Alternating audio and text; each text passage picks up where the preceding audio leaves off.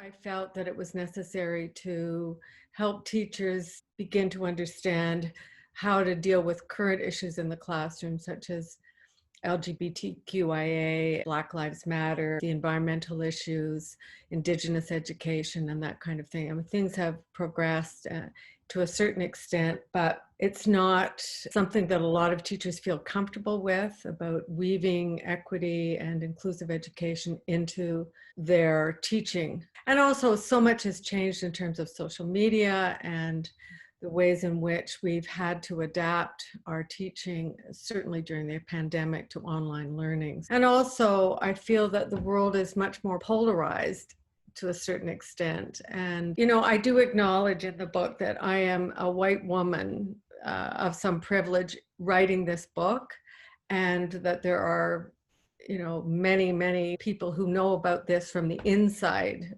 better than I do. So I'm a little concerned about that, because I understand how important it is for people unlike myself to come to the forefront and be acknowledged for the work that they've done. So I've tried to acknowledge the people who have affected me and taught me so much about this. It's not only about understanding about equity and how to weave that, not just teach it at in one lesson, but be conscious of equity as a part of the curriculum. That is something that we are always living. We live this. So I hope that teachers will find it helpful. I do talk about the struggles that I had and what I learned through those struggles. And I do think teaching is about that. When you learn the most is when you've made a mistake. And at the beginning of the book, I write about a mistake that I made in my teaching and how it affected everything and how I had to backtrack and rethink things. So I think it's about that. The conversation will be ongoing. I hope that it's helpful. The story about Michael and Fahim is very important, because it was a story about two little boys who were good friends and were leaders in their classroom. And they were creating this beautiful piece collectively with their classmates on bullying and racism, et cetera. And I arrived at the school just before classes were to begin, and Fahim was coming into the classroom, and Michael said, "Hey man, your haircut, it makes you look like a terrorist." And I could see that the little boy was just devastated. And this is his best friend, So I sort of said to the teacher, I think before we begin the rehearsal, I think maybe we need to just unpack this. And she said, "Kathy, I've just got them all out of classes.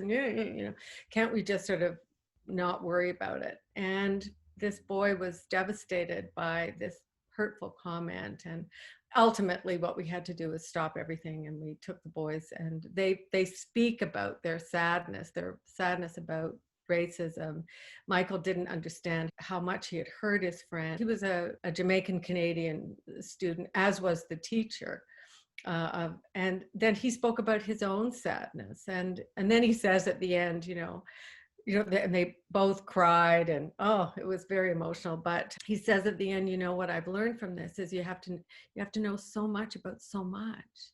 And that's so true for all of us, about institutional systemic oppression that we're all learning. And it's only as we really begin to act and work together to dismantle this that the sadness goes away. That was an extremely important experience for me, to see how important it is to deal with these issues, these difficult conversations. And I talk about courageous conversations and about establishing in the classroom a classroom of conscience, so that we are aware all the time of how our words matter. And words aren't cheap, that the way in which we talk to each other is important, and the way in which the teacher models that kind of speaking is important as well.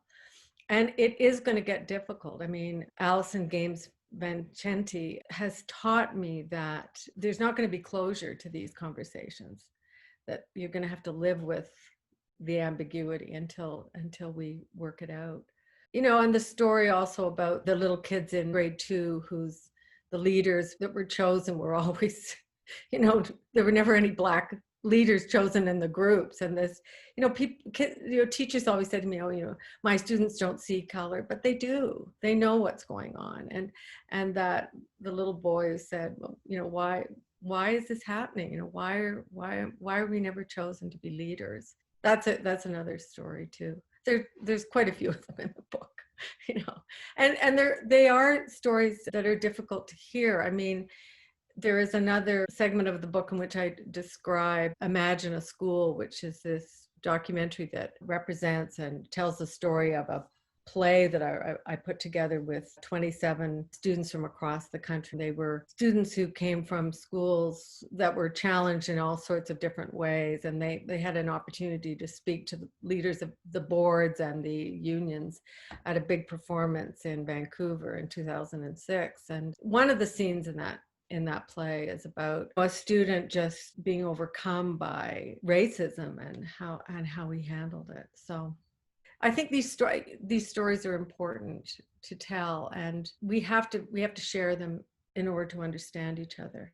The bulk of the beginning of the book is about how do you set up, situations and, a culture in your classroom where kids feel as if they can talk to each other, and everybody's vulnerable. And how do you make sure that we talk about these things and we leave the classroom intent on coming back to talk more, that we don't fly out of the room and never come back. And this requires huge skill on the part of the teacher. So it's not easy. Part of the book also says to teachers, you have to question your own locations, your own backgrounds, the way in which you were taught, the way in which the system supported you. How are we ensuring that the system supports everyone, ensures that everyone has a chance at the prize, which is being educated in every way. And the other thing that I think is so important in this book is that, part of equity education, I believe, is that creative, innovative, brilliant teaching is part of the work. When you begin to teach a collective group, even online, what is the way in which you're going to do it so that everyone is included, everyone is stimulated, everyone is honored, and everyone is going to want to think more deeply about everything and question and ask the difficult questions. In the end, it's not enough to just say that I'm an equity educator. What are the ways in which one becomes active in the work, active in dismantling these institutions, and the ways in which one is slotted into different groups. The de-streaming of Ontario education happened after I'd submitted the final manuscript, but that's a huge win for students and their families, and for students of color and their families. That we know what streaming has done in the past. So, but I also think that bit about, teaching fairly is also about teaching brilliantly, teaching like going in and say, I'm going to try this, and I want this to stimulate you in ways that, intellectually, yes, but also emotionally and spiritually, like, so that you are riveted. I think that's just as important as knowing and honoring the equity movement, is honoring that innovative teaching piece, that you challenge yourself as a teacher to try new things and get out of your comfort zone too. You want to teach responsibly, but you also want to teach innovatively, and that takes risk. All of this is risk. It's all risky. One of the things that I've learned as I do this work is that there needs to be sort of norms of engagement established with kids, that everyone's going to have a chance to speak, and we're going to listen without judgment. We're going to expect to be uncomfortable, and there isn't sort of a closure to this, but the opportunity to share our stories is important, and to be willing to be disrupted and changed by what you hear. You've done well as a teacher when a kid comes up to you and said, I thought I understood that, but I see it differently now. Because of what you've done, what you said, what we did. We go into the classroom and we work it. I mean, we work the room. We present whatever it is, what we're presenting, or And then we're conscious of how various students will respond to the material because they all come from different vantage points and different experiences. The window on the world, the Peggy McIntyre stuff, we open the window, we look out on the world, and you teach them lots, and then you reflect back to them their own cultures, races, experiences, sexual orientation. Like there's a reciprocity there. But I've added the door so that it's no longer just enough to look at things, that you actually have to go through into this room and you have to open the door. And I talk about that in the book, about different doors. Like there can be screen doors that let in certain areas of the curriculum, or there's doors with prisms that shatter it so that you only see different aspects. But you have to go into the work, because in the end you have to act. We have to act on this. It's going to take a while, but I do think we're right at the right time to do this work. I talk about uncomfortableness, that I've always been uncomfortable teaching. It's just the nature of it. Like you never know if you're aware enough, you never go into a classroom. I never do anyway, feeling confident. I always go in very aware that the choices I make might not be the right ones, that we're all vulnerable and there's some vulnerable people in the room. And what I've planned might not work either. There might be resistance to it, or it might not have been well thought out. I might not have figured out the logistics. I might be surprised by the reaction. It's just so layered and difficult. Then when you add in talking about and working with difficult issues, or not difficult, but contemporary issues around racism and oppression, then how do you do it in a way that moves us along so that we have a better conversation? I mean, one of the lessons is around Indigenous education, around using Glenys McQueen-Fuentes hieroglyphics and creating these cultures, and having kids in groups create these amazing sort of identities and cultures, and then parts of it are taken away. And then how do you cope? It's a way into looking at colonialism and looking at what happens to people when they aren't listened to and honored, and when they're violated. But it's sort of in the realm of metaphor and symbolism, and so we begin that way, and then we can go into harder conversations. Mm-hmm.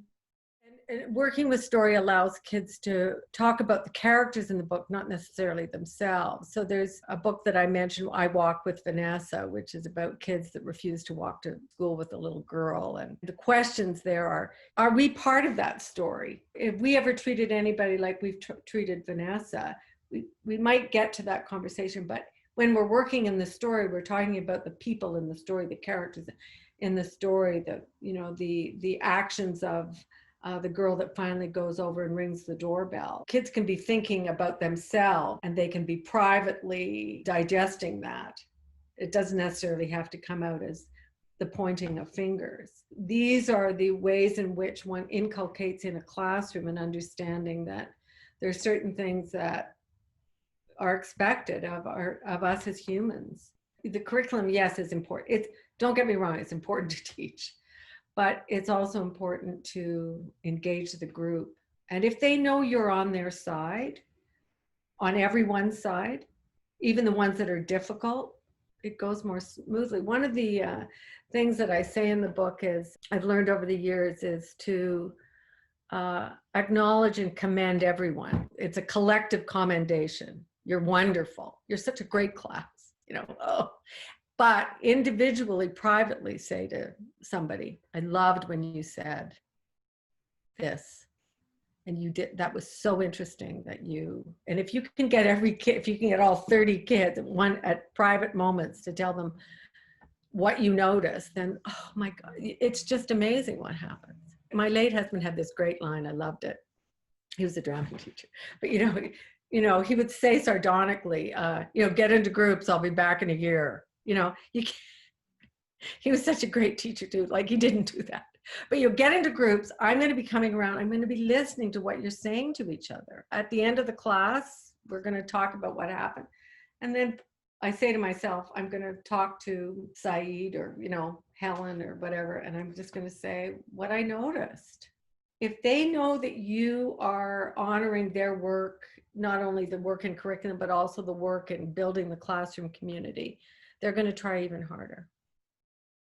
But you can't really do this work unless you work towards a community in the classroom where kids feel safe. And all kids don't only have to share through language. They can share through art, through interactive pieces, through personal artifacts. We have to find other ways of helping them represent what it is they're trying to say. The messages have come at us from institutions, from society, from the ways in which society was built. And we have to be aware of how we've been shaped by that. There is part of the book where we do question systems of education where they have privileged some and you know, denied others access. So it's a book that helps teachers disrupt certain ideologies, ask themselves difficult questions. It's asking them to rethink the way in which they see injustice, both for themselves and others. Teachers and students are learning how to unlearn certain things that they've thought they knew about their world and the way in which they fit into it.